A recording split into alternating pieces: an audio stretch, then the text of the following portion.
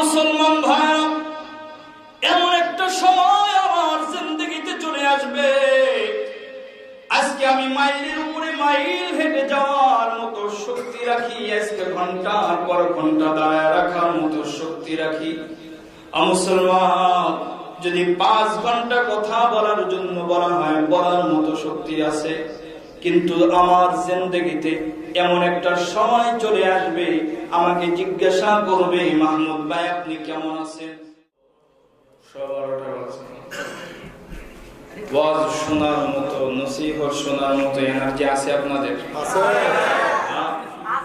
লম্বা টাইম কথা বলবো না। আমি সূরা আলে ইমরানের 17 নম্বর আয়াত তেলাওয়াত করেছি। কত নম্বর আয়াত? 3 নম্বর পারার 11 নম্বর পৃষ্ঠা। কত নম্বর পারার কত নম্বর পৃষ্ঠা? সূরার নাম কি? সূরা আলে ইমরান। প্রথম সূরা সূরাতুল বাকারা। প্রথম সূরা কি? দ্বিতীয় সূরা সূরা আলে ইমরান। প্রথম সূরা কোরআন শরীফের লিপিবদ্ধ হিসাবে সূরাতুল ফাতিহা, এটা আমরা সবাই জানি। বাকি সূরাতুল বাকারা আমরা অনেকে প্রথম হিসাবে জানি, এজন্য প্রথম বললাম। তো এই আয়াতে আল্লাহ পাক রব্বুল আলামিন একজন মুমিন ব্যক্তির 5টি গুণের কথা বলেছে। কয়টি গুণ? 5টি গুণের কথা বলেছে। আমি আয়াতের সরল তরজমাটুকু আপনাদেরকে জানায় দেই, তাহলে আপনাদের আলোচনা বুঝতে সহজ হবে। 1 নম্বর, রব বলেছেন আস-সাবিরিন। মুমিন যে পরিচয় দেয়, সে যেন ধৈর্য ধারণ করে। অর্থাৎ মুমিনের 1 নম্বর সিফত হইল ধৈর্যশীল হওয়া। কি হওয়া? ধৈর্যশীল হওয়া। 2 নম্বর সিফত হলো ওয়াস-সাদিকিন, সত্যবাদী হওয়া। কি হওয়া? সত্যবাদী হওয়া।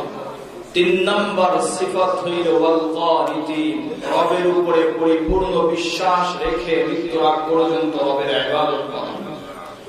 4 নম্বর হইল ওয়াল মুনফিকিন, দানশীল হওয়া, দানকারী হওয়া, যেটার বাস্তব প্রমাণ আপনারা দিয়েছেন।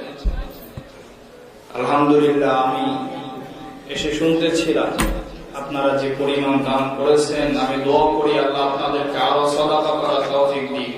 আমিন। হযরত ওসমানের একটা ওয়াকিয়া সংক্ষিপ্ত আকারে একটু শোনাই। নবীজি মসজিদে নববীতে বসে একদিন কালেকশন করতেছে, যেরকম হুজুর কালেকশন করলেন এরকম।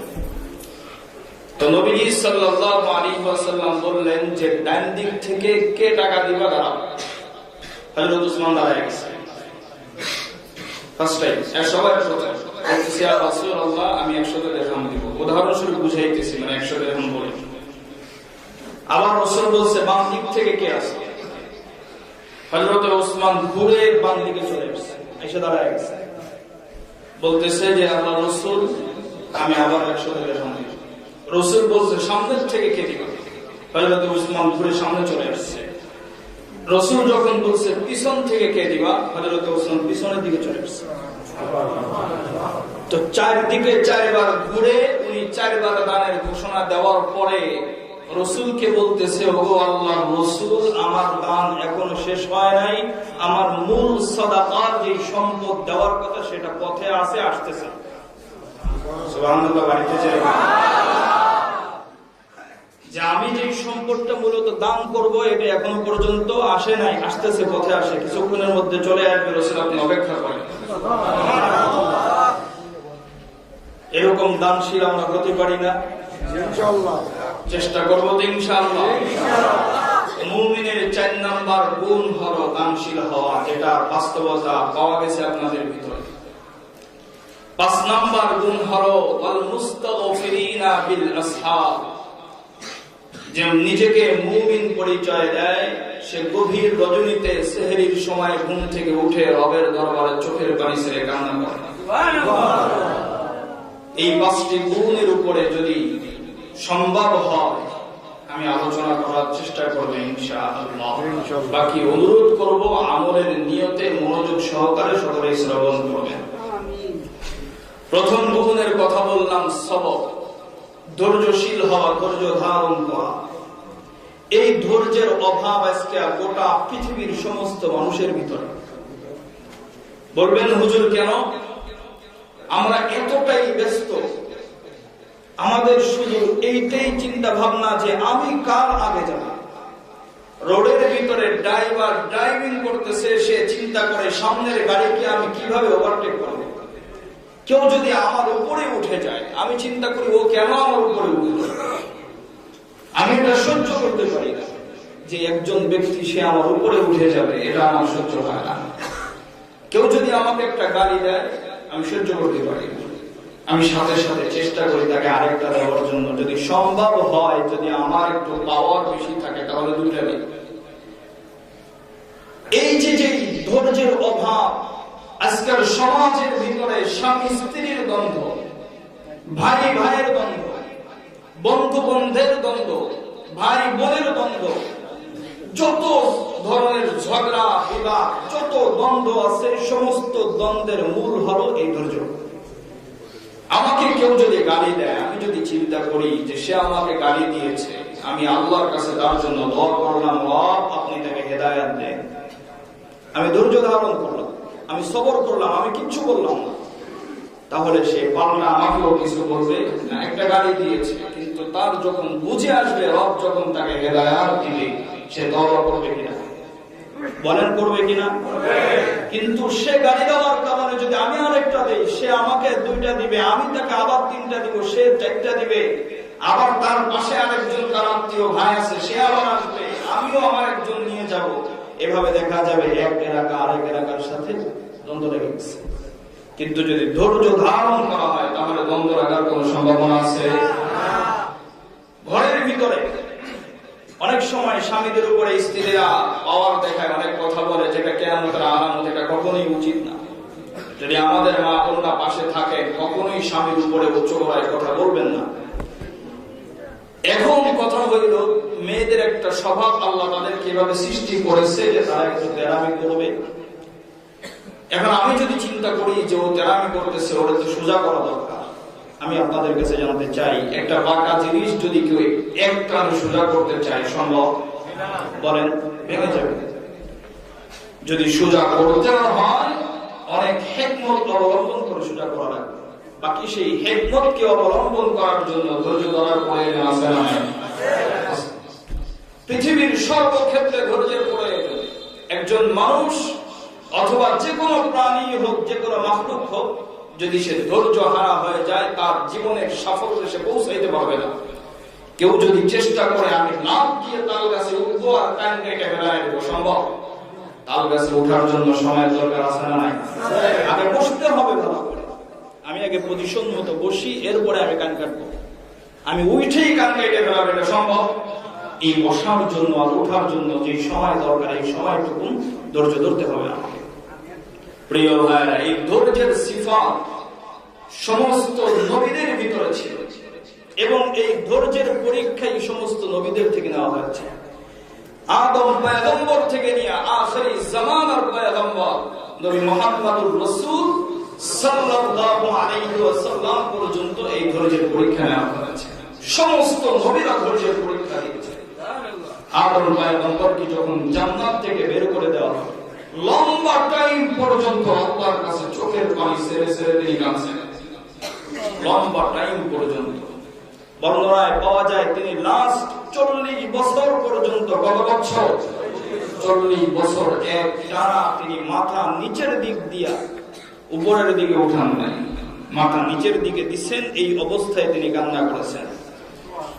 40 বছর পার হয়ে যাওয়ার পর আদম পয়গম্বর মাথাটা উঁচু করে আল্লাহর দরবারে হাত দুইটা তুলে রবের কাছে বললেন, আল্লাহ, এতদিন পর্যন্ত তোমার কাছে চোখের পানি ছেড়ে কান্না করলাম, রব্বে কারীম, তবে আমি আজকে তোমার কাছে মাফ চাইতেছি। আল্লাহ, ওগো জান্নাতের ভিতরে তোমার নামের সাথে যেই নাম আমি দেখেছি, ওগো রব্বে কারীম, অন্তত পক্ষে ওই যে মুহাম্মদ নামের ওসিলায় হইল আমি আদমকে তুমি ক্ষমা করে দাও। রব্বানা যালামনা আনফুসানা ওয়া ইল্লাম তাগফির লানা ওয়া তারহামনা লানাকুনান্না মিনাল খাসিরিন। আখির যেই দিন ওনাকে ক্ষমা করে দেওয়া হয়, এই দোয়াটাও তিনি পাঠ করেছিলেন। মুসলমান, এই দোয়া কিন্তু আমাদের সবার মুখস্থ, সবাই জানি কোরআনুল কারীমের এই আয়াত। এজন্য নবীজি বলে, উম্মতেরা এই দোয়া পড়ে যেই ব্যক্তি আল্লাহর কাছে দোয়া করবে, আল্লাহ তাআলা সঙ্গে সঙ্গে তার জিন্দেগীর সব অপরাধগুলি ক্ষমা করে দিবে। মুসলমান, যদি আদম পয়গম্বর এটা ভাবতেন, এতদিন পর্যন্ত রবের কাছে কান্না করতেছি, রব তো আমার দোয়া কবুল করে না, কেন কান্না করব? উনি যদি ধৈর্য হারা হয়ে কান্না করা বন্ধ করে দিতেন, ক্ষমা চাওয়া বন্ধ করে দিতেন, তাহলে কি মাফ পাওয়া সম্ভব ছিল? উনি ধৈর্য ধারণ করেছেন যে রব যতদিন পর্যন্ত আমাকে ক্ষমা না করবে, ততদিন পর্যন্ত আমি রবের সামনে থেকে আমি আমার মাথা উঠাবো না। মুসলমান, এমনই ভাবে আমরা যদি একটু লক্ষ্য করি, পয়গম্বর নূহের জীবনেও যদি একটু ফলো করা হয়, তিনিও কি পরিমাণ কান্না করেছেন, ধৈর্যের পরীক্ষা দিয়েছেন। মুসলমান, পয়গম্বর ইউনূসের দিকেও যদি ফলো করা হয়, ধৈর্যের পরীক্ষা তিনি কেমন দিয়েছেন। ইতিহাস ঘাটলে দেখা যায় পয়গম্বর আইয়ুব কেমন ধৈর্যের পরীক্ষা দিয়েছে। ও মুসলমান, এই জামানায় যদি এমন ধৈর্যের পরীক্ষা আমাদেরকে করা হয়, কোনদিন পাশ করা আমাদের পক্ষে সম্ভব না। পয়গম্বর আইয়ুবের ব্যাপারে আপনারা সকলেই কম বেশি জানেন। কাবার মালিক ওনাকে এমন একটা রোগ দিয়েছেন, এমন একটা ব্যাধি দিয়েছেন, ওনার গোটা শরীর পচতে পচতে একেবারে গোটা শরীরটা পর্যন্ত পচে গেছে। মুসলমান ভাইরা, শরীরের গোস্তগুলি শরীর থেকে খসে খসে পড়ে যাইতেছে। ওই সময়টাতেও পর্যন্ত তিনি আল্লাহর কাছে দোয়া করেন যে, আল্লাহ, আমার শরীর তো পচে যাইতেছে, ওগো রব্বে কারীম, শরীরের মাংসগুলিও খুলে যাইতেছে, আল্লাহ আপনি আমারে সুস্থতা দান করেন। কেমন বিপদ ওনাকে দেওয়া হয়েছে, এলাকার থেকে ওনাকে দূরে সরায় দেওয়া হয়েছে দুর্গন্ধের কারণে। পরিবারের সমস্ত লোকগুলো ওনাকে ত্যাগ করছে, শুধুমাত্র ওনার আহলিয়া স্ত্রী ছাড়া সবাই চলে গেছে ওনার কাছ থেকে।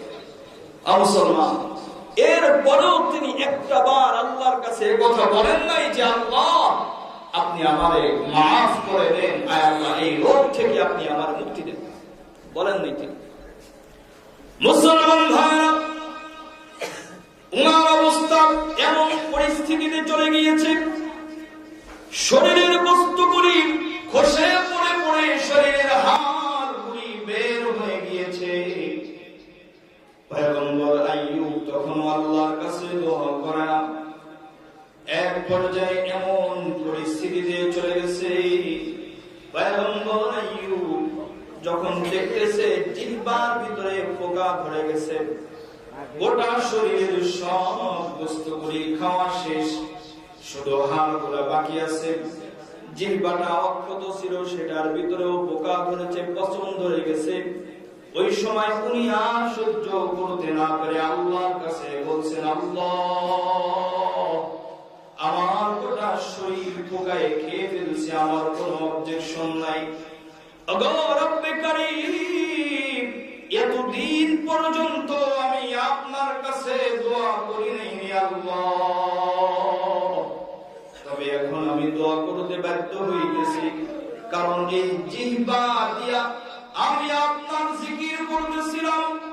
ওগো রব্বে কারীম, আমার গোটা শরীর চলে গেছে, আমার কোনো পরোয়া নাই রে মালিক, কারণ আমি আমার জিহ্বা দিয়া আপনি রবকে আল্লাহ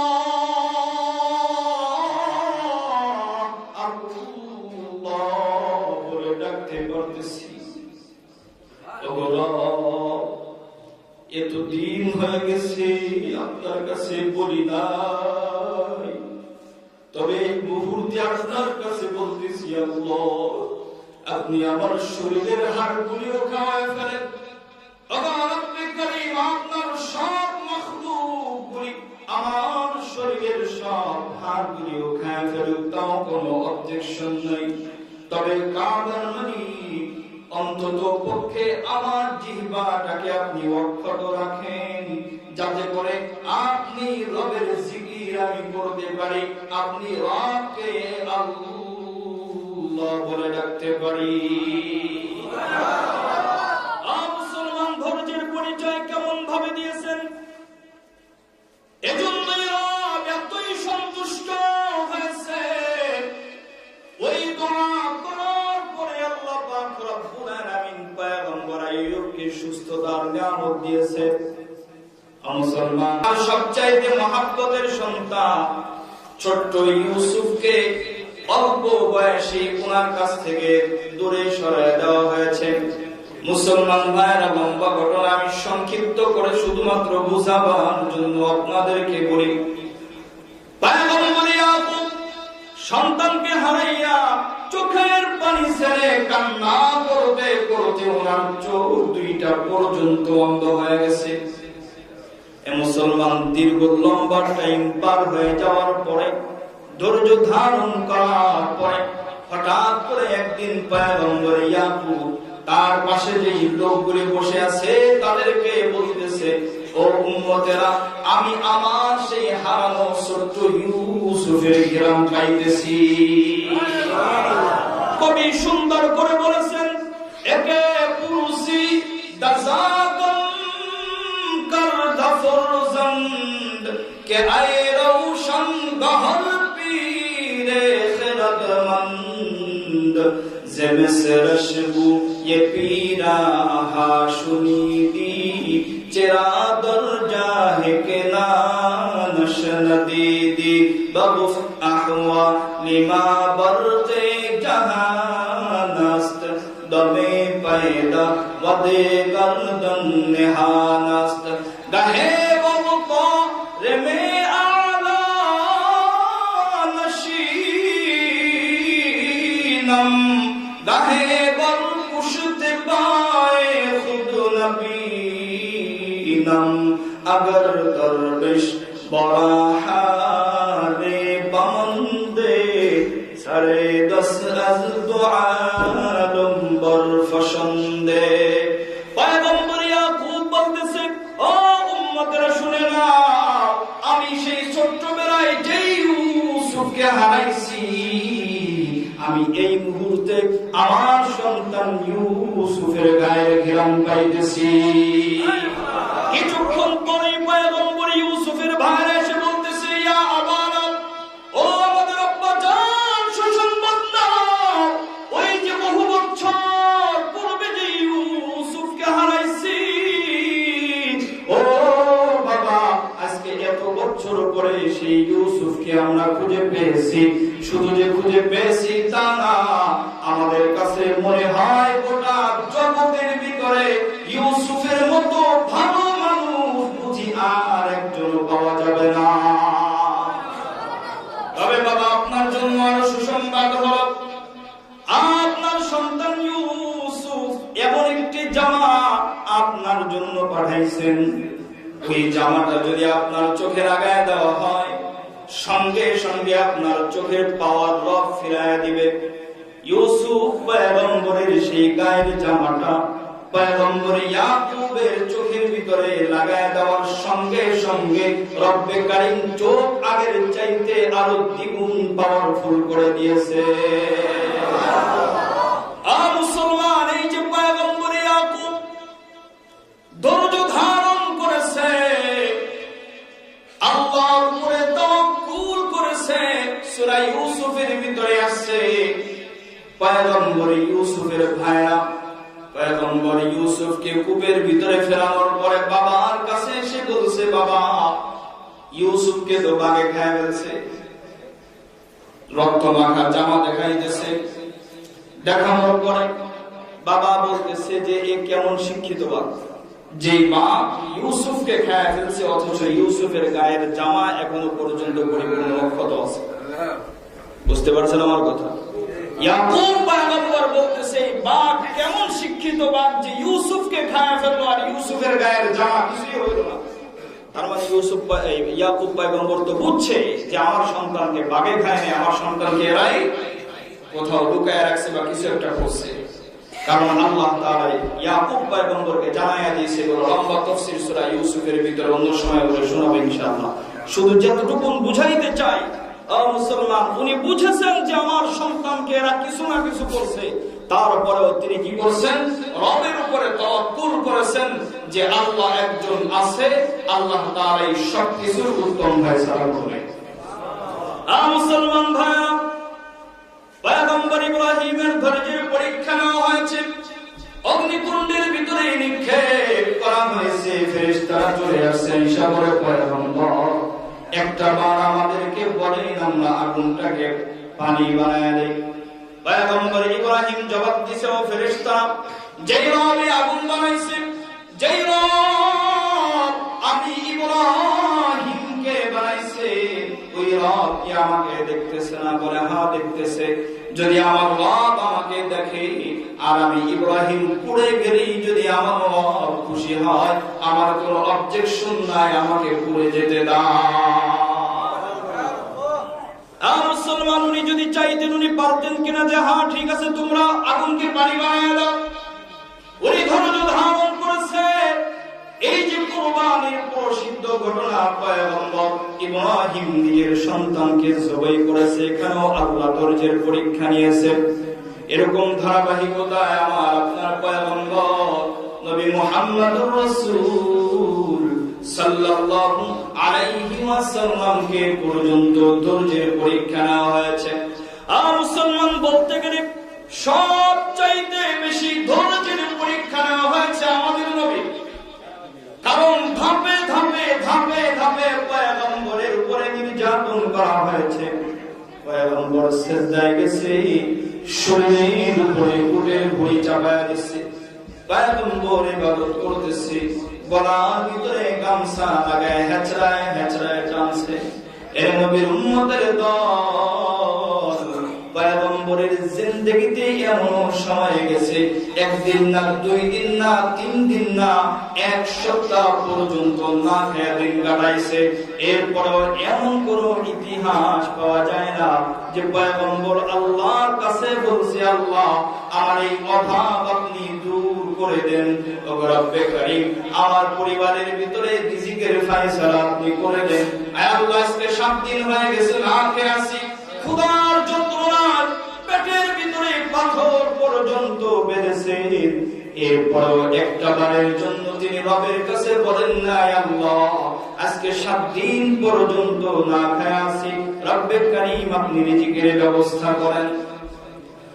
মুসলমান ধৈর্য ধারণ করেছে, কারণ এটাই চিন্তা করেছে যে আমার রব যদি আমার না খায়া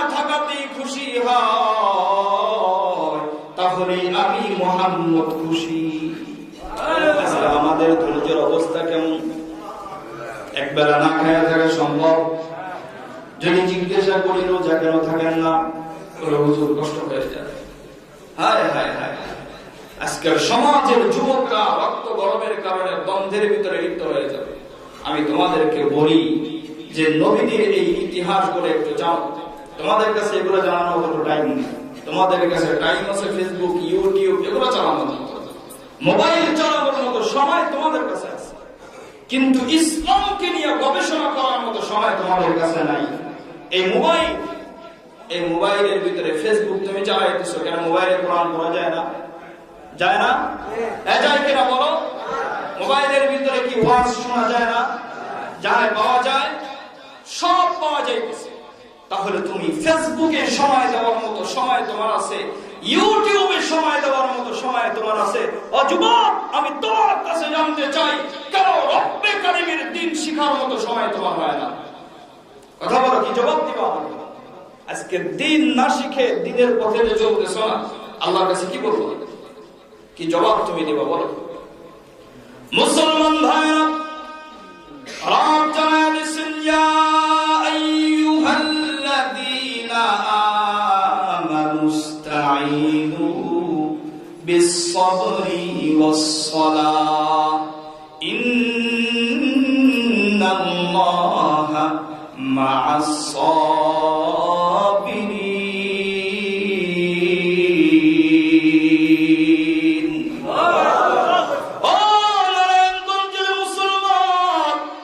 আমি তোমাদের পায়ে হাত দিয়ে বলতে চাই, জানি না জিন্দেগিতে কখনো তোমাদের সাথে আমার দেখা হয় কিনা। হতে পারে আজকে ঢাকা যাওয়ার পথে অ্যাক্সিডেন্ট করে আমার মরণ হয়ে যেতে পারে।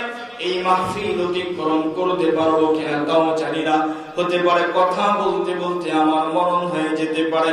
তবে যুবক, তোমাদের জন্য কিছু নসিহা আমি করে যাই, ভালো করে শোনো। আজকে মনে করতেছ শরীরের ভিতরে পাওয়ার আছে, যুবকের জন্য তুমি যদি অন্যায় করে থাকো, তাহলে আমি তোমাকে বলতে চাই, আমিও তোমার মতো যুবক। আল্লাহ পাক রব্বুল আলামিন তোমাকে যেমন যৌবন দিয়েছে, রব আমাকেও যৌবন দিয়েছে। আল্লাহ তোমাকে যেমন সম্পদ দিয়েছে, রব আমাকেও তেমন সম্পদ দিয়েছে। যদি বড় হুজুর মোবাইলের কারণে গুনাহ করি, এরকম মোবাইল আমার 3টা আছে। মুসলমান নবীর উম্মতের দল, ভালো করে বুঝাবার জন্য শুধু বলতেছি। এই বেটা শুনো, তুমি রাত্র 12টা পর্যন্ত, 1টা পর্যন্ত, 2টা পর্যন্ত মোবাইলের ভিতরে জিনা করতেছো, মোবাইলের ভিতরে নাটক সিনেমা দেখে দেখে সময় নষ্ট করতেছো। অথচ আমার রব যদি জিজ্ঞাসা করে, বান্দা তোর সুস্থতার নিয়ামত দিয়েছিলাম আমি আল্লাহ, তোর হাত পা ভালো রেখেছিলাম আমি আল্লাহ, তোর রিজিক দিয়েছিলাম আমি আল্লাহ, তোর ইজ্জত দিয়েছিলাম আমি আল্লাহ, তোরে যদি অসুস্থ বানাইয়া হসপিটালের বেডে ফেরায় রাখতাম, ওই সময় তো ঠিকই আল্লাহ আল্লাহ বলে চিল্লাইতি। তোরে আমি ক্যান্সারের রোগী বানাইয়া, ইমার্জেন্সি রোগী বানাইয়া যদি আইসিইউর ভিতরে রেখে দিতাম, একটা আওয়াজ করবি সেই শক্তিটাও তো তোর থাকতো না। কিন্তু আমি আল্লাহ তোরে বড় মহাব্বত করে, আমি আল্লাহ তোরে বড় ভালোবেসে, আমি আল্লাহ তোর জন্য বড় মায়া, এই জন্য আমি আল্লাহ তোরে বড় কোনো রূপ দেই নাই।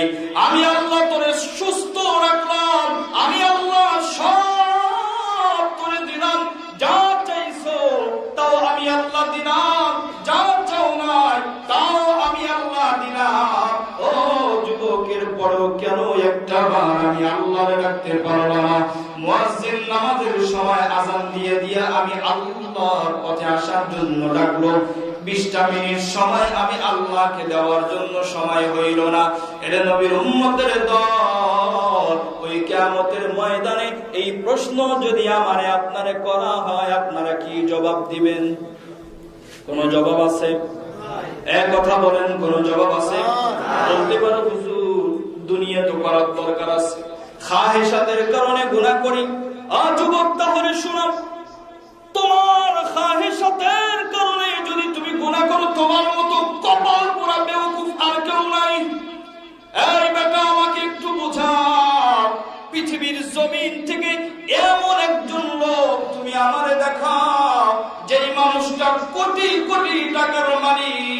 কোটি কোটি টাকা ব্যাংক ব্যালেন্স রয়েছে, হাজারো গাড়িও রয়েছে, বাড়িও রয়েছে, এমন একজন ব্যক্তি আমারে দেখা দুনিয়ার জমিন থেকে কবরে যাওয়ার সময় বিন্দু পরিমাণ, এক আনা পরিমাণ সম্পদ নিয়ে কবরে গেছে।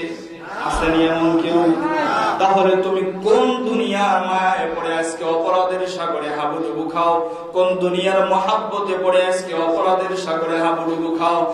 মুসলমান, রব যে জিন্দেগি আমারে আর তোমারে দিয়েছেন, এমনি এমনি এই জিন্দেগি দেই নাই। যেমনি মন চাই এমনি চলবা, এজন্য এই জিন্দেগি রব আমারে দেয় নাই।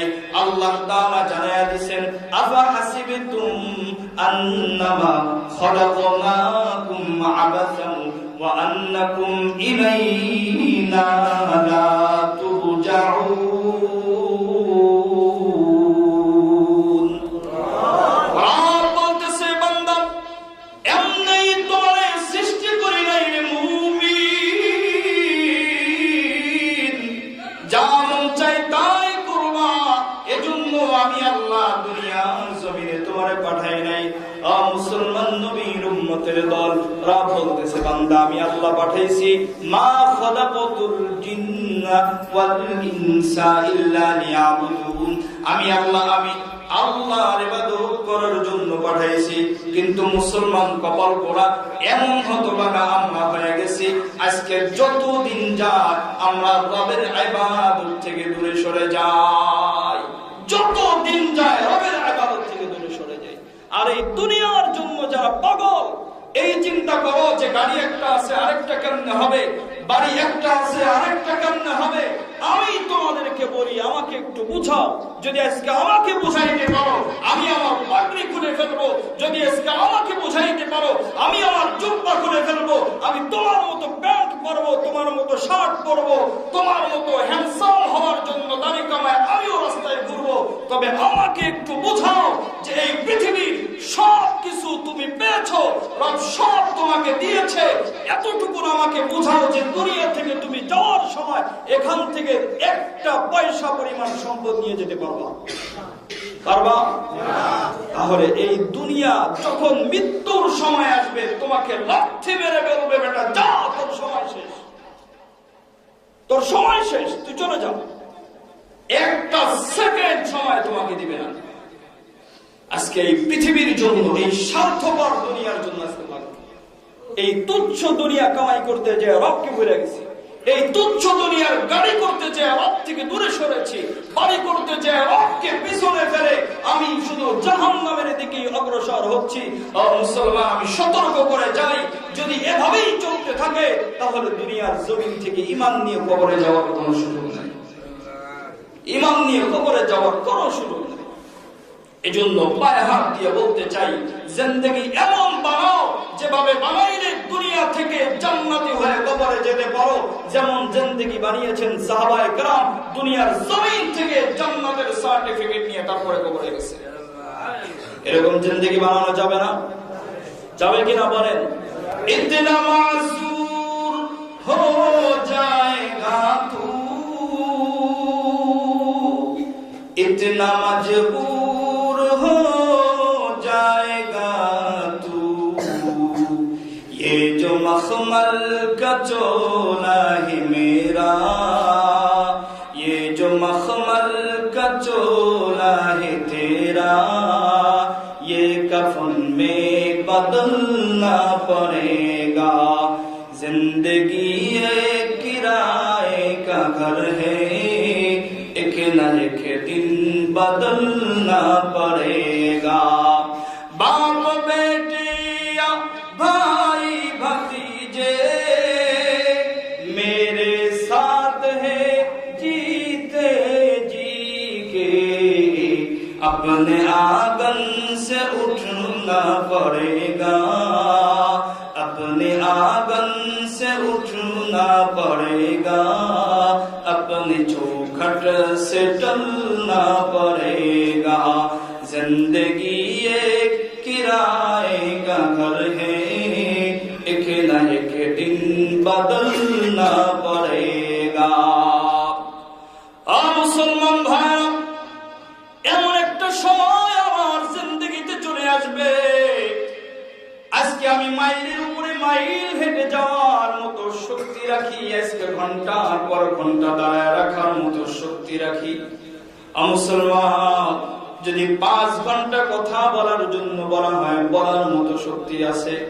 কিন্তু আমার জিন্দেগিতে এমন একটা সময় চলে আসবে, আমাকে জিজ্ঞাসা করবে, মাহমুদ ভাই আপনি কেমন আছেন? কথা বলার মতো শক্তি থাকবে না, কারণ সেই দিন দাঁতগুলাও পড়ে যাবে, শরীরের চামড়াগুলোও পর্যন্ত ঢিলা হয়ে যাবে। কেউ জিজ্ঞাসা করবে, ভাই তুমি কেমন আছো? আমি শুধু ইশারা দিব, কোন রকম আছি। কথা বলবে এই শক্তিটুকু আমার থাকবে না। আমি জানতে চাই মুসলমান, ওই দিন কি বাহাদুরি আপনি দেখাবেন? ওই দিন কি অহংকার আপনি করবেন? ওই দিন কি চিন্তা করবেন যে আজকে শক্তি কোথায় গেল? 20 বছর পূর্বে যে শক্তি ছিল, 20 বছরের ব্যবধানে সব শক্তিগুলা হারায় ফেললাম। এ মুসলমান, মৃত্যু যখন ঘনায় আসবে, শরীরের দামি কাপড় গুলাও পর্যন্ত খুলে ফেলবে। অসুস্থ হয়ে যখন বিছনায় পড়ে যাব, আমার বিবি, আমার সন্তান আমাকে দামি কাপড় পরায় বিছনায় রাখবে। কি মনে হয় আপনাদের? শরীর থেকে দামি কাপড় গুলা খুলে ফেলবে, শুধুমাত্র কেবলমাত্র যদি প্রয়োজন পড়ে একটা লুঙ্গি পরে আমাকে রাখবে। অথচ যেই বাড়ির ভিতরে আমি আছি, সেই বাড়ির মালিক এখনো কে? আমি আছি এখনো পর্যন্ত। আমার ঘরের ভিতরে আমি আছি, আমার সন্তানরা এখনো পর্যন্ত মালিকানা পায় নাই, আমার বিবিও এখনো পর্যন্ত মালিকানা পায় নাই। আমার মরণের পরে তাদের মালিকানায় চলে যাবে। আমি আমার সম্পদের উপরে দাঁড়িয়ে আছি, আমার ঘরের ভিতরে আমি অসুস্থ অবস্থায় শুয়ে আছি। মুসলমান, আমার বিবিরা ওই অবস্থায় পর্যন্ত আমার শরীরের দামি কাপড়গুলা খুলে নষ্ট হয়ে যাবে, এজন্য নষ্ট কাপড় আমাকে পরায় রাখছে। এটাই হলো বাস্তবতা। ये जो मखमल का चोला है मेरा, ये जो मखमल का चोला है तेरा, ये कफन में बदलना पड़ेगा। পৃথিবীর ইতিহাসে এমন কোন নিউজ আপনারা পেয়েছেন কি যে কোন ব্যক্তির দামি কাপড় পরা অবস্থায় মারা গেছে, তাকে সে অবস্থায় দাফন করা হয়েছে? আসেনি এমন কোন নিউজ? গোসল করানোর পরে কাফন পরানো হয় কিনা? কাফনের কাপড়ের দাম বেশি না কম? মুসলমান জোরে বলেন। বর্তমান যদি আইলিন থেকে একটা জামা কিনতে যাওয়া হয়, 5 থেকে 5.5 10,000 টাকা পর্যন্ত আছে। মুসলমান, অথচ এক সেট কাফনের কাপড় কিনতে গেলে 1200 টাকাও লাগে না, 6 থেকে 700 টাকার ভিতরে পর্যন্ত পাওয়া যায়। মুসলমান, আজকে কোন জিন্দেগির জন্য, কোন দুনিয়ার সম্পদের জন্য, কোন দুনিয়ার গাড়ির জন্য, বাড়ির জন্য আমরা দৌড়াই? এরে যুবক, আজকে না বুঝার কারণে আল্লাহ থেকে দূরে সরে গিয়েছি। আজকে শুধুমাত্র কেবলমাত্র না বুঝার কারণে রক্কে বাইপাস আর মাইনাস করেছি। আজকে মনে করতেছি শরীরের ভিতরে শক্তি আছে, যা মন চাই তাই করব। আজবার বুঝাইতেছিলাম শরীরে শক্তি আছে, এজন্য যা মন চাই তাই করবা। তবে এটাও জেনে না, রবের দরবারে আসামির কাঠগড়ায় যেই দিন দাঁড়ায় যাইবা, তোমার যৌবন কালের প্রত্যেকটা মুহূর্তের হিসাব দেওয়া লাগবে। তোমার যৌবন কালের প্রতিটা মুহূর্তের হিসাব দেওয়া লাগবে। এজন্য যুবক, যৌবনের বাহাদুরি দেখাইয়া, শরীরের শক্তির বাহাদুরি দেখাইয়া কেউ কিছু বললেই রাগ হয়ে যাইবা না, কোনো কিছু হইলেই ধৈর্য হারা হইবা না। এরা নবীর উম্মতের দল, কেউ যদি একটা গালি দেয়, আগে আল্লাহর জন্য, আল্লাহর কাছে তার জন্য হেদায়েতের দোয়া করো। পারবেন ইনশাআল্লাহ? নবীর যদি সবর করতে পারে, আমরা পারবো কিনা? কথা বলেন। কেউ গালি দিয়েছে, পাল্টা গালি দিব? কথা বলেন। কেউ আমার গীবত করছে, আমিও পাল্টা গীবত করব। কেউ আমার পরনিন্দা করেছে, আমিও পাল্টা পরনিন্দা করব। কি বলেন? আজকে সমাজ এগুলাতে ভরে গেছে, এজন্যই এত দ্বন্দ্ব। আরে ভাই, কেন আপনি সহ্য করতে পারেন না? কেন সহ্য করতে পারেন না আমাকে বলেন। কেউ যদি আপনার উপরে জুলুম করে, তবে আপনার বিচার দেওয়ার আছে কিনা বলেন? কেউ যদি আপনাকে গালি দেয়, আপনার বলার একটা জায়গা আছে না? কার কাছে বলবেন? আরো যারা বলেন কার কাছে বলবেন? আল্লাহর কাছে। আপনি তাকে হেদায়েত দেন, সে আমার ভাই। আজকে এই সমাজের ভিতরে দ্বন্দ্ব হয়, হিন্দু আর মুসলমানের দ্বন্দ্ব হয়, মুসলমানের দ্বন্দ্ব, মুসলমানের দ্বন্দ্ব। কেন হচ্ছে এই দ্বন্দ্ব? কি জন্য হচ্ছে? একটাই মাত্র কারণ, হয়তো যে বিএনপি সে আওয়ামী লীগকে গালি দিচ্ছে, যে আওয়ামী লীগ সে বিএনপি রে গালি দিচ্ছে। আরে ভাই, তুমি তোমার দল করো, দলের জায়গায় দল রাখো। তুমি তো অন্তত পক্ষে মানুষ, এটা চিন্তা করো যে আমাকে গালি দিয়েছে সেও মানুষ, আমিও মানুষ, ঠিক আছে, সে তার রাগের মাথায় আমাকে গালি দিয়েছে, আল্লাহ তাকে আরো গালি দেওয়ার তৌফিক দিক, না হয় আল্লাহ তাকে হেদায়েত দিক। তুমি একটু সহ্য করো, অন্তত পক্ষে এই সহ্য করার বিনিময়ে হলেও রব কিয়ামতের ময়দানে তোমাকে মুমিন হিসাবে বিবেচিত করবে। যে তোমাকে অমুক ব্যক্তি গালি দিয়েছিল, যে সবরের যে গুণ তোমার ভিতরে পাওয়া গেছে, তুমি রাইগা যাও নাই, তুমি তাকে পাল্টা আরেকটা গালি দাও নাই, ওই দিন তো বলতে পারবেন রবের কাছে যে আল্লাহ আমাকে অমুক গালি দিয়েছিল, আমি শুধু কোরআনে আপনার এই আস-সাবিরিন এটা শোনার পরে আল্লাহ আমি ধৈর্য ধারণ করেছি। আল্লাহ চাইলে এই উসিলায় ক্ষমা করে দিতে পারে না? পারে কিনা বলেন? মুসলমান, সময় কম, সংক্ষিপ্ত করে আমি কিছু গুণগুলোর কথা বলে যে 5টি গুণের কথা অনেক সময় বললাম। এই সবরের গুণ যদি আজকের গোটা সমাজের মানুষের অন্তরের ভিতরে চলে আসে, আমি গ্যারান্টি দিয়ে বলতেছি, আমি এখানে গ্যারান্টি দিয়ে যাইতেছি, এই সবরের গুণ আপনার ভিতরে আমার ভিতরে যদি চলে আসে, ইনশাআল্লাহুল আজিজ গোটা সমাজ শান্তির সমাজ হয়ে যাবে। আওয়ামী লীগ হোক, বিএনপি হোক, চরমনাই হোক, ওয়াহাবি হোক, সুন্নি হোক, আওয়াম হোক আর আলেম হোক, কারো ভিতরে কোনো দ্বন্দ্ব থাকবে না। সবাই যখন এটাই ভাববে আমিও মানুষ, যে গালি দিয়েছে সেও মানুষ, আমিও মানুষ, যে পরনিন্দা করেছে সেও মানুষ, আমিও মানুষ, যে আমার নামে মিথ্যা কথা বলেছে সেও মানুষ, আল্লাহ তাকে হেফাজত করবে, না হয় তার বিচার আল্লাহই করবে। আমি আল্লাহর কাছেই বললাম, আল্লাহ তুমি তাকে হেদায়েত দাও, ওর জন্য যে ফয়সালা তুমি সেটাই করো। কিন্তু আমি ধৈর্য ধারণ করলাম। এই যে আমি যে ধৈর্য ধরেছি, আল্লাহ পাক রব্বুল আলামিন এই ওসিলায় আমার নাম আল্লাহ মুমিনের খাতায় লিখে দেবে। সুবহানাল্লাহ। মুসলমান ভাইরা, এজন্য এই ধৈর্যের সিফাত আনবো তো ইনশাআল্লাহ। 2 নাম্বার বলেছি ওয়াস-সাদিকিন, সত্যবাদী হওয়া, সত্যবাদীদের সাথে চলা। এই ওয়াস-সাদিকিন, সত্যবাদী হওয়া মানে শুধু সত্য কথা বললাম এটাকে বোঝানো হয়েছে না। এই ওয়াস-সাদিকিন এর অর্থ হলো সঠিক দ্বীনের পথে চলা।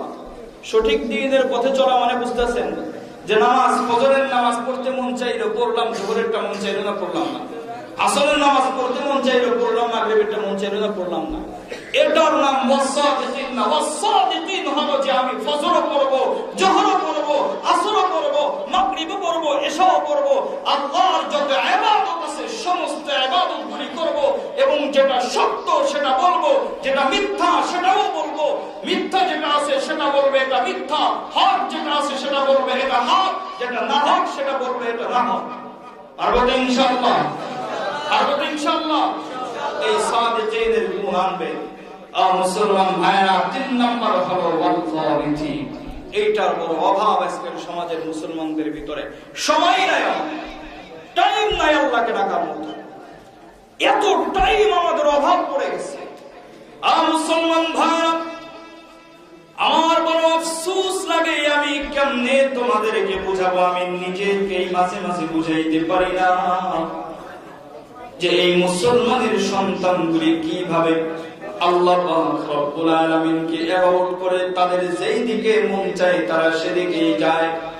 এই বেটা যুবক শুনে নাও, আমার রব তোমার জন্য জান্নাতের ভিতরে কত নিয়ামত রেখেছেন। আজকে সেই নিয়ামতগুলিকে তুমি বাইপাস করে, মাইনাস করে, যেদিকে মন চাইতেছে জাহান্নামের দিকে তুমি দৌড়াইতেছ। এরে যুবক, পায়ে হাত দিয়া বলতে চাই, আল্লাহ পাক রব্বুল আলামিন বলেছে, আলা ইন্না আউলিয়া আল্লাহ, আলা ইন্না আউলিয়া আল্লাহি লা খাউফুন আলাইহিম ওয়ালা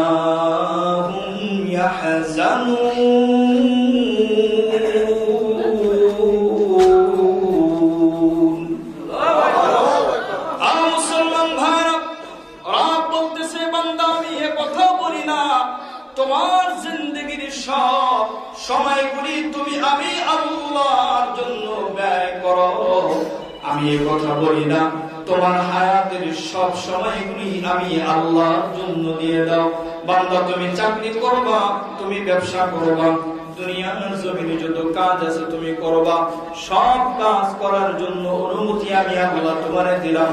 তবে তোমার সময়গুলি ব্যস্ততার ভিতর থেকে আমি আল্লাহর জন্য একটু হলেও সময় বের করে অন্তত পক্ষে 24 ঘন্টা সময়ের ভিতরে 5 ওয়াক্ত নামাজের জন্য 20 মিনিট করে সময় দাও।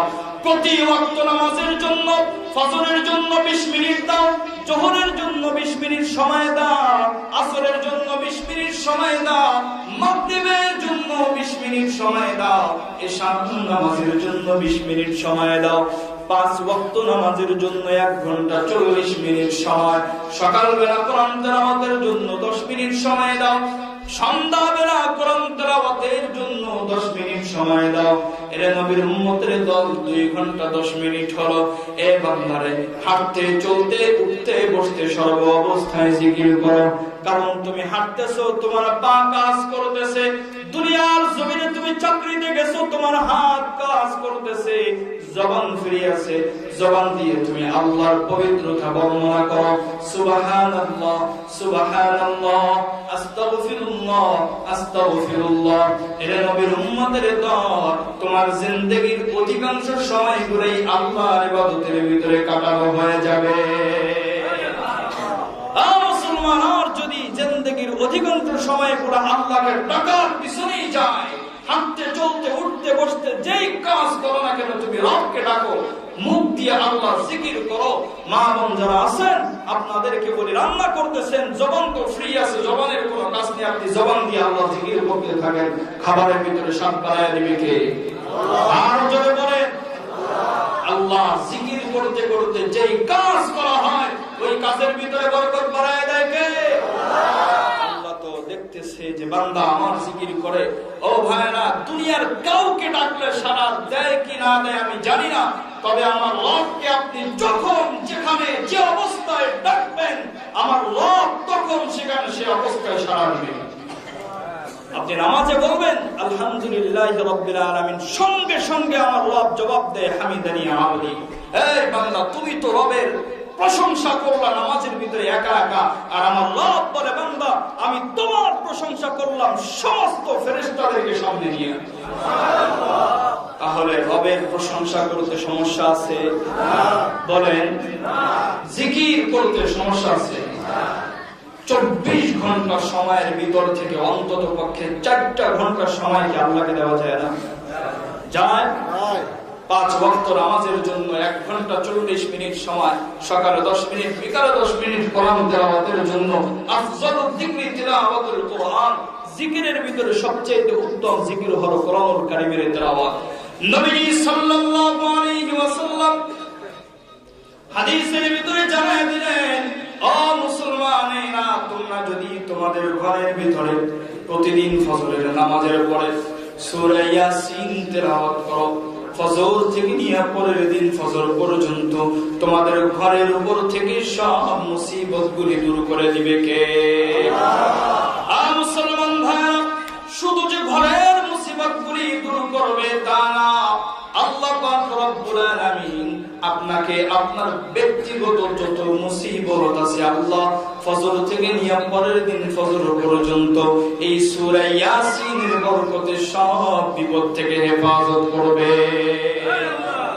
মুসলমান যদি সূরা ইয়াসিন না পড়েন, কোরআনুল কারীমের যতটুকুন পড়েন, 10 মিনিট আপনি 10টা আয়াত তেলাওয়াত করেন, এই যে ঘরের ভিতরে কোরআনুল কারীমের তেলাওয়াত করলেন, এই তেলাওয়াতের কারণে আপনার ঘরকে রহমত দিয়ে ভরে দিবেন কে? আরো জোরে বলেন। এজন্য এই ইবাদতগুলি করা যাবে নাকি? এক কথা বলেন, আজকের থেকে কারা কারা 5 ওয়াক্ত নামাজ পড়বেন না একটু হাত তুলেন। ইনশাআল্লাহ। বলছি যে কারা কারা 5 ওয়াক্ত নামাজ পড়বেন না তারা হাত তুলেন। হুজুর, এই সেই আসর থেকে ওয়াজ শুনতে শুনতে আমরা একটু হয়রান হয়ে গেছি, এই জন্য জি খারাপ হয়েছে, কষ্ট হয়ে যাচ্ছে মনে হয় আপনাদের। কষ্ট হলে বলবেন, শেষ করে দেবেন ইনশাআল্লাহ। লম্বা চড়া আলোচনা করবো না। প্রিয় ভাইয়েরা, 5 ওয়াক্ত নামাজ পড়বেন তো ইনশাআল্লাহ? সকাল সন্ধ্যা অন্তত পক্ষে বেশি না মাত্র 10টা মিনিট সময়, সকালে 10 মিনিট, বিকালে 10 মিনিট কোরআন নিয়ে ঘরের ভিতরে বসবেন তো? কারা কারা বসবেন না দেখি? সবাই বসবেন? শুধু এখানে বলতেছেন বসবেন নাকি সত্যি বসবেন? ইনশাআল্লাহ 2 ধরনের হয়। ইনশাআল্লাহ এটা জেনে রাখেন। একটা হচ্ছে পাটপাড়ি ইনশাআল্লাহ। পাটপাড়ি ইনশাআল্লাহ বুঝেন যে শুধু জবানের ভিতরে ইনশাআল্লাহ বলে কোন রকম ভাবে নয় সে বুঝাই দিল, বুঝতেছেন আমার কথা? আরেকটা ইনশাআল্লাহ হইলে আমি করবই, যদি বাইচান্স মিস্টেক হয়ে যায়, কোন কারণে যদি মিস্টেক হয়ে যায় সেটা ভিন্ন কথা, এই জন্য ইনশাআল্লাহ। আরেক ইনশাআল্লাহ কোন রকম ভাবে আপনি ওয়াজ শেষ করেন, এরপরে যা করতে এটা আমরা দেখব।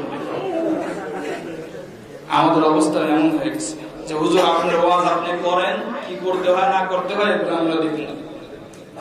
না হলে আমল করারই যদি চিন্তা ভাবনা থাকে, যে পরিমাণ ওয়াজ মাহফিল হয়, আমার মনে হয় এই বাংলাদেশে অন্তত পক্ষে হেদায়েত ছাড়া একজন লোক থাকার কথা, যে পরিমাণ ওয়াজ মাহফিল।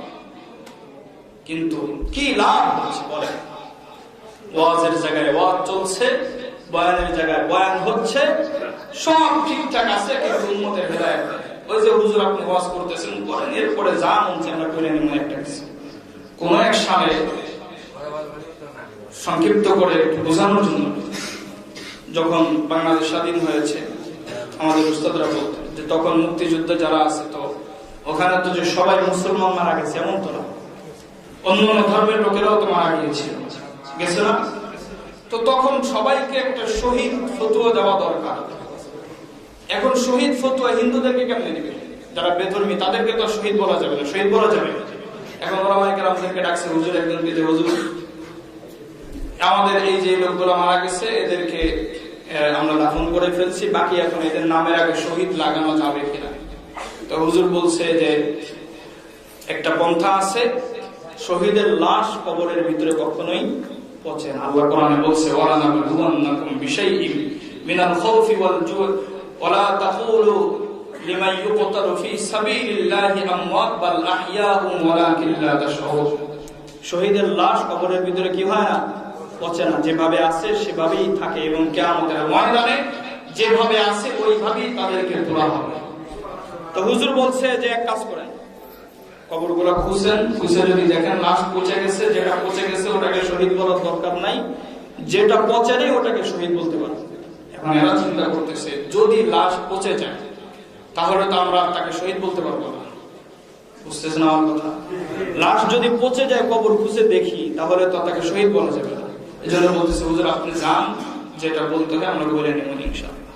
তো আমাদের ওয়াজ মাহফিলের অবস্থা, হুজুর আপনি ওয়াজ করে চলে যান, এরপরে নামাজ পড়তে হয় না না পড়তে হয়, এই যে আজকে রাতে 1টা পর্যন্ত ওয়াজ, এগুলো আদতের বাহিরে, সিস্টেম না। আমি আপনাদেরকে বলে দিই, আজকে আমি এখানে গ্যারান্টি দিয়ে বলে দিতেছি, এই যে মানুষগুলো আছে এখানে মনে হয় 10 ভাগের 1 ভাগ মানুষ ফজরের নামাজ পড়তে আসবে কিনা সন্দেহ।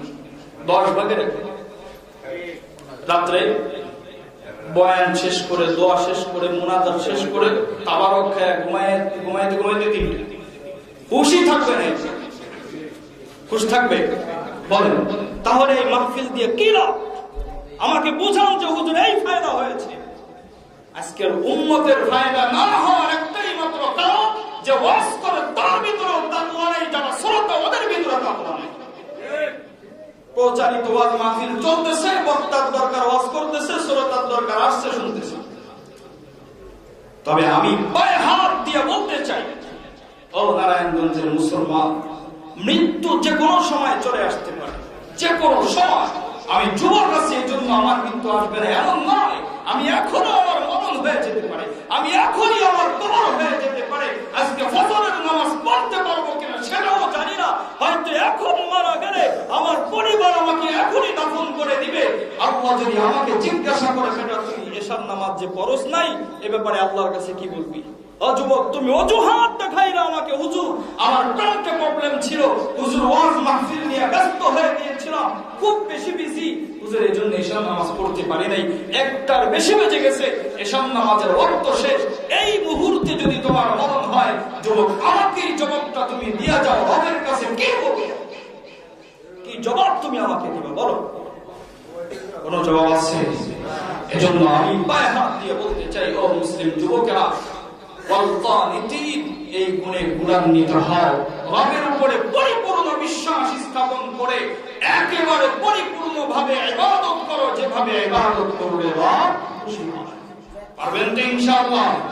4 নাম্বার গুণ হলো ওয়াল মুনফিকিন, এটার ব্যাপারে আর বলার দরকার নাই, দানশীল হওয়া, এটা বাস্তব প্রমাণ দেখাইছেন আলহামদুলিল্লাহ।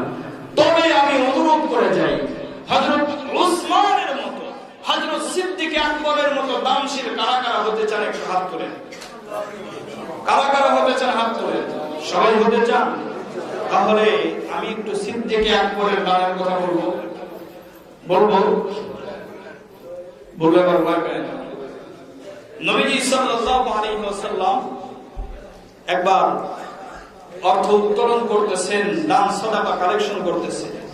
তো সাহাবায়ে কেরামদেরকে বলছে, সাহাবীরা প্রসিদ্ধ ঘটনা সবাই কম বেশি জানেন, যে তোমাদের কার কাছে কি আছে সব নিয়ে এসো, যে যতটুকু পারো। হযরত উসমান তার যে সম্পদ আছে ওখান থেকে 3 ভাগের 1 ভাগ সে নিয়ে আসছে। তার পরিমাণ এত ছিল যে মসজিদে নববী ভরেও মসজিদে নববীর বাইরে রাখতে হয়েছে, এত পরিমাণ সম্পদ। এরপর হযরত ওমর চিন্তা করেছে, আমি তো জীবনে কোনোদিন আবু বকরের উপরে যাইতে পারলাম না, আজকে যদি সম্ভব হয় আমি আবু বকরের উপরে চলে যাব। কারণ আবু বকর ছিলেন বড় গরীব, ঘরের ভিতরে তেমন কোন অর্থ সম্পদ কোনো কিছুই ছিল না। হযরত ওসমান মনে মনে ভাবতেছে, আজকে আমি যেমনি হোক আবু বকরের উপরে চলে যাব। আর মুসলমান নবীর উম্মতের দল, এই যে হযরত ওমরের যে সম্পদ ছিল সেখান থেকে অর্ধেক তিনি রাসূলের কাছে নিয়ে আসছে। রাসূল জিজ্ঞাসা করেছে, ওমর তুমি যে সম্পদ নিয়ে আসছো তোমার ঘরের ভিতরে কি রেখে আসছো? হযরত ওমর জবাব দিয়েছে, পয়গম্বর আমি যে পরিমাণ সম্পদ এখানে নিয়ে আসছি ঠিক সেই পরিমাণ সম্পদ আমি আমার ঘরে রেখে আসছি। সবার যখন দান করা শেষ হয়ে গেছে, একেবারে সবার শেষেই হযরত সিদ্দিক আকবর আসতেছে, বৃদ্ধ মানুষ, একটা পোটলা নিয়ে আসতেছে। হযরত ওমর তো দেখা মনে মনে খুশি, আবু বকরের কাছে তো কিছুই নাই, আজকে আমি আবু বকরের উপরে চলে যাব নিশ্চিত। এর নবীর উম্মতের দল, আজকে আমাদের ভিতরে ক্ষমতা নিয়ে বড়াই করা হয়, আমি গাড়ি করব বাড়ি করব এগুলা নিয়ে বড়াই করা হয়। যুবক কেন এটা বড়াই করতে পারো না? কেউ যদি 2 লাখ দেয় আমি 4 লাখ দিব, কেউ যদি 4 লাখ দেয় আমি 8 লাখ দিব, কেউ যদি মসজিদের জন্য 50 বস্তা সিমেন্ট দেয় আমি 100 বস্তা দিব। আর মুসলমান সাহাবায়ে কেরামের ভিতরে এগুলা নিয়ে বড়াই হতো, এবং যে সব চাইতে বেশি দিতে পারতো তিনি প্রাউড ফিল করতেন যে আমি বেশি দিয়েছি। সিদ্দিক আকবর চলে আসছে, নবীজি বলতেছে, ও আমার হাবিব, ও আমার বন্ধু, এত পরে আসছো তাও আবার ছোট একটা পোটলা নিয়ে কি আনছো আর কি রাখছো? সিদ্দিক আকবর পোটলাটা খুইলা দেখাইতেছে, পয়গম্বর আমার ঘরের ভিতরে যা ছিল আপনি নবীর জন্য আমি সব নিয়ে হাজির হয়েছি। এই যে ভাঙা পেরেক ছিল সেটাও নিয়ে এসেছি, একটা ভাঙা গিলাস ছিল সেটাও নিয়ে এসেছিল পয়গম্বর, খাবার খাওয়ার মতো যে পেয়ালা ছিল সেটাও নিয়ে এসেছি। ওগো নবীজি, আমি আমার ঘরের চাল বেড়া এগুলা ছাড়া যা ছিল সবগুলি আমি আপনার সামনে হাজির করেছি। আবু বকর তবে ঘরের ভিতরে কি রাখছেন? হযরত সিদ্দিক আকবর বলতেছে, পয়গম্বর আমি ঘরের ভিতরে আমার জিন্দেগির সবচেয়ে দামি 2টা জিনিস আমি রেখে আসছি।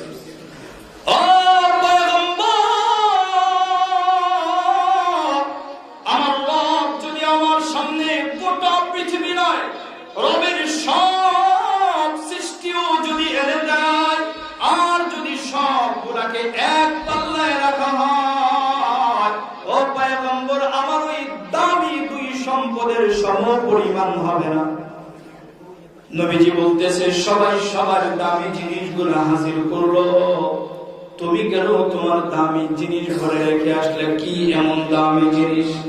হযরত আবু বকর বলতেছে, পয়গম্বর, আমি আমার ঘরের ভিতরে আমার হাবিব সাল্লাল্লাহু আলাইহি ওয়াসাল্লাম এবং আমার রবকে আমি রেখে আসছি। আসতে বলেন সুবহানাল্লাহ। মুসলমান, এক চুল পরিমাণ সম্পদ তিনি ঘরের ভিতরে রাখেন নাই। আগামীকাল কি খাবেন, কি পরবেন, কেমনে চলবে, এগুলা কোনো কিছু চিন্তা করেন না।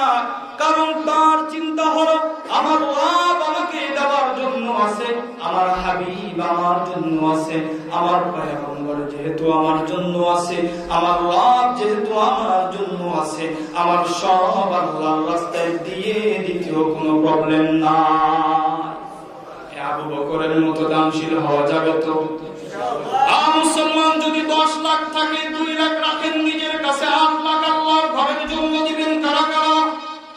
যে সম্পদ আছে, যতটুকু সম্পদ আছে, আমি আপনাদের কাছে অনুরোধ করে যাই, ও মুসলমান, আপনার প্রয়োজন যা আছে ততটুকু রেখে বাকি সমস্ত সম্পদ আল্লাহর এই ঘরের জন্য দান করতে রাজি আছি। কারা কারা হাত তুলে একটু দেখাই। যা আছে, আমার কথা বুঝতেছে, যে পরিমাণ ব্যাংক ব্যালেন্স আছে, আমি এখন বলবো না যে কে কত লেখাবেন, কালেকশন হয়ে গেছে, আমি কালেকশন করবো না, বোঝানোর জন্য বলতেছি।